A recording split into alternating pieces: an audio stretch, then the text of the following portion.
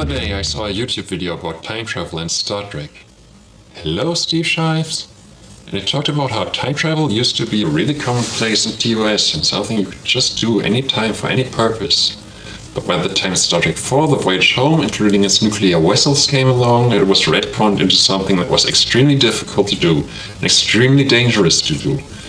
And that was retconned in such a way because regular time travel just makes for boring storytelling. But time travel that's rare and dangerous makes for much better and more exciting storytelling. And that's true. That video then went on to say that this proves that Star Trek writers view canon not as something fixed, but as something that can be adapted to the requirements of good storytelling. And that people who don't like Star Trek Discovery because it vomits all over canon should just suck it. Okay, you had me until there. Because here's the thing. Canon is indeed something that can be updated to improve storytelling, but there's a requirement for it to work. Canon violations by themselves are a bad thing actually, and that's a proven fact because an internally consistent universe is basic to storytelling. You can't have Superman first be able to fly and then not be able to fly for no reason. There needs to be a reason for it. You can't have Neo first be the one and then not be the one for no reason. There needs to be a reason for it. If things in your universe contradict each other, that's bad. But sometimes you can make them contradict each other without a reason, but instead give us a kind of payoff that makes us think, okay, that doesn't really fit together, but it makes the story so much better. Like in Cheers, Frasier says his father died and he's an only child. But in Frasier, there's Marty and Niles. And yeah, that contradicts what has been established earlier. But David Hyde Pierce and John Mahoney make up for it 100 times over. There's that violation of Cheers' canon, but we're paid back something that's worth so much more than the canon we lost. And that's really the thing. It's a trade. If canon is violated, there's something taken away from the universe's internal consistency, and that's a bad thing. But the question is what you get in return for it. If you pay $2 for a burger, that's a bad thing when you pay because you have $2 less in your wallet than you had before. But then you get that burger, and it's delicious. Pretty simple. It's a trade. I'll give you a few more examples for that in Star Trek. In the original series, androids were commonplace. Bunch of episodes with androids here, androids there, they're in a lot of places.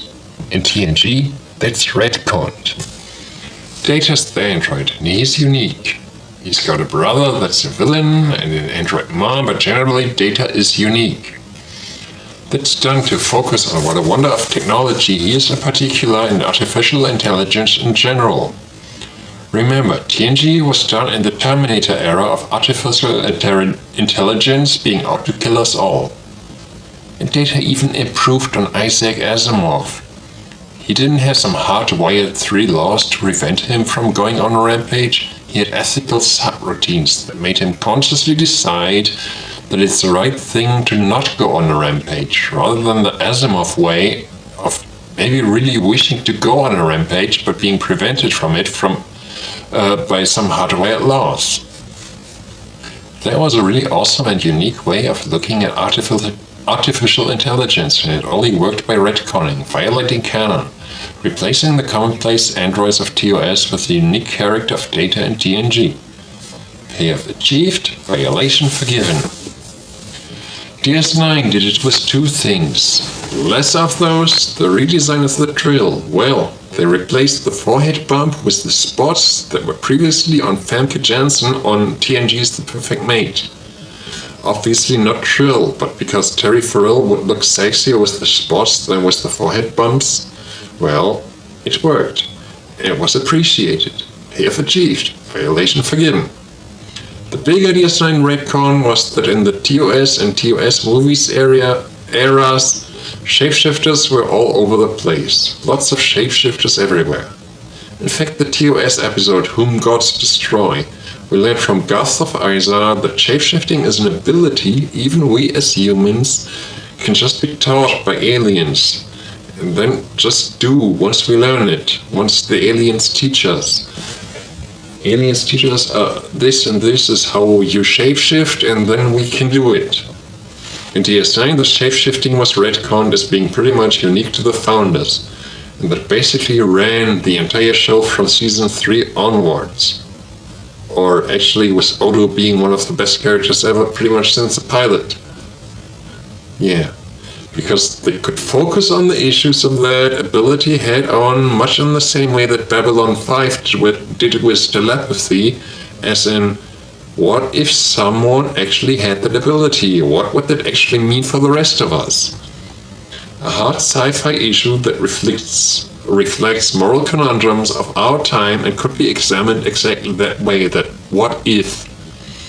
The question of what it would mean for all of us if there were actually people who had that special ability is what made not only Babylon 5 work, but also the much more popular and money-making X-Men franchise. X-Men was all about people had an extra ability. What does that mean for us? And that's what DS9 did. In this case, the payoff probably outweighs the violation by a factor of thousands or tens of thousands, like you're trading your old frying pan for a Ferrari, fresh from the factory. Very worth it. There's lots more. The Borg were given a queen and nanoprobes, and that was the big departure from Borg we met in Q-Who. But it totally worked in the context of the Star Trek universe. If the Borg were something that occurred frequently as a part of a seasons-long arc like the Shadows in Babylon 5, would have been better to leave them as they are, to keep them as alien as possible, but appearing as rarely as they did, giving them a more personable traits that pulled you into the story more quickly made perfect sense, and provided a quick payoff for that canon violation. They weren't as super scary alien as when we first met them, yeah, but appearing as rarely as they did, they got a readily identifiable villain face with Alice Cryde as the sexiest evil cyborg ever. Makes sense. Or something like the Vulcans on Enterprise. Of course, they'd retcon them in a way to have the subliminal racism of Vulcans towards humans in TOS, or the very straightforward racism of Vulcans towards humans in the DS9 episode Take Me to the Holiday, and make it reconcile with the enlightened philosophy Vulcans are supposed to have, and I think they did it perfectly. Or how we had known the Ferengi only as pirates and outlaws in TNG, and in DS9 they actually retconned them into that strictly coded business empire where piracy and outlaw stuff was just a fringe. They changed things around, but we get a payoff, with aliens being better and more internally consistent, making more sense on the show. And of course, there's the question of Chief O'Brien's ever-changing rank. He was a nameless lieutenant at first, until they realized what an amazing actor they almost accidentally hired there without realizing it at first, and then said, damn, this guy rules. Cole Meany rules. He's awesome. We gotta flesh out his character a little bit, so it took them a while, but they made him into an enlisted man, into the everyman everybody can relate to. That made his character just about 100 times better, so who cares that the canon doesn't line up 100%, the payoff is just too damn awesome. It's calling Chief O'Brien, he's awesome. There's some minor stuff as well, like in TNG, Betazoids can read Ferengi minds, in DS9 they can't. Well, they wanted to pair off the over-the-top socially awkward Odo with the over-the-top hypersocial Loxana Troy, and again, that was a fun enough idea to discard the little canon discrepancy. Cool story comes above canon hyper-obsession, definitely, but the emphasis is on cool story, not just any story. Canon hiccups are forgiven if it's worth it, not if it isn't. It's that simple. It's that very extremely simple. And so, I'll move on to the redesign and retcon of the Klingons from the TOS era to the TNG era via the movie era as a point that should perfectly illustrate what previous Star Trek retcons did successfully that Star Trek Discovery simply does not. No, I'm not even going to start with that. I have to start with Prequel 101 first. You probably already heard stuff like this on other YouTube channels. If you're searching YouTube trying to figure out why, As a lifelong Trekkie, you can't seem to get into Discovery the way you got into every previous show, no matter how hard you try. But I'll repeat it again in my own way. There's some basic rules about prequels that are dictated by the fact that we already know what the outcome will be. So basically, if you're doing a prequel of the Christopher Reeve era Superman films, where he tries to prevent the explosion of Krypton, that's like the prequel, and all the tension of a film is supposed to be generated by his fight to prevent the explosion of Krypton, well, we already know it exploded, so it doesn't work that way. You can't generate tension with something that we know will happen anyway. What you can do, however, is either tell the story of how it get to that point in the first place, like why Krypton got into a place that it would explode, in the way, for example, Star Wars prequels, Star Wars Rebels, and Rogue One do, or tell an unrelated story that is relevant in another way, like Star Wars Clone Wars, which just helped some characters, even though it was just a plot by Palpatine that simply made for some interesting stories. If you remember a story in Star Wars Rebels that said that the droids were decommissioned, the clones were decommissioned, and it was all just, the war was for nothing, just to help the Empire and Palpatine. Previous Star Trek prequels did that, with Enterprise examining the how did the universe we know actually come to be angle, and the J.J. Abrams movies examining the characters we love from a different angle by putting them in a different timeline. Mind you, I'm not a huge fan of the J.J. Abrams movies, but at least they follow some basic rules of storytelling. Star Trek Discovery doesn't follow the basic rules of prequels. It doesn't give any payoffs for its canon violations, and it doesn't really abide by any rules that would make any Star Trek fan forgive that it just doesn't give a damn. Of course, it doesn't make sense for it to be a prequel in the first place. What exactly about its premise necessitated it to be shortly prior to TOS as opposed to after Voyager? All the plot elements would have worked so much better in the latter case, actually. Have the Voyager journey from the Delta Quadrant to home be the beginning of a quest for a better form of propulsion. Get Paul Stamets in the picture with a wild theory that there may actually be space mushrooms that can be used for super fast space travel. Harry Kim is, of course, all intrigued and supports him.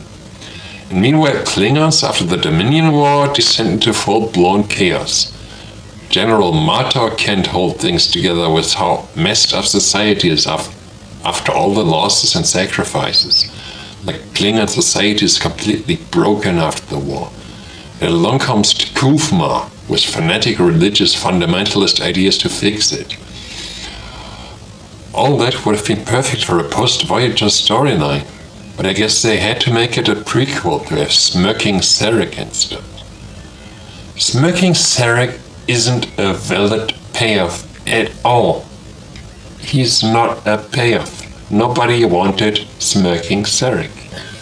But it had to be a prequel for reasons. They decided to overhaul just about everything, so it doesn't match anything that would fit the time between the Cage and TOS at all. For, again, reasons. Yeah, why? So I guess I got to talk specifically about the Klingon redesign. Klingons changed from TOS to the motion picture. Yeah, we know that. They used to have no forehead ridges and short hair. Then they had forehead ridges and long hair. This was a simple budget issue, as Gene Roddenberry explicitly states numerous times that even in TOS, Klingons were actually supposed to look the way they did later. They just couldn't afford it at the time. Simple. It's not 100% credible. After all, you can't tell me you couldn't find actors with long hair in the frickin' late 60s. But with a grain of saltiness, all Gene Roddenberry's statements can be taken. I'm taking it. Of course, we're all taking it. That's the point, which already hits at the heart of the matter, that actually all hardcore Trekkies are taking it. Contrary to what the Star Trek Discovery propaganda machine would have you believe, Trekkies are not retard-level stupid and completely unable to grasp concepts such as makeup budget because it would distract us from drooling on our rubber animals.